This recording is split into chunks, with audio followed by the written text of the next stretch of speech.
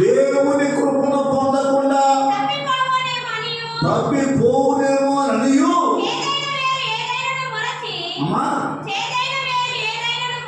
ఏంటంటే చేదైన ఏరు ఎక్కడ మరుస్తుంది?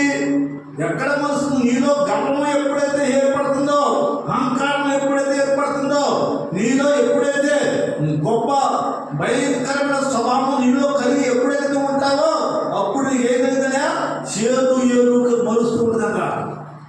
చేదు ఏరు కలిగి ఉంటావు. నువ్వు ఎప్పుడు కలిగి ఉంటావు? గర్వపడినప్పుడు, అహంకారంతో ఉన్నప్పుడు, పొగరెక్కి మాట్లాడుతున్నప్పుడు నువ్వు ఏం కలిగి ఉంటావునే? ఏం కలిగి ఉంటావునే? చేదు ఏరు.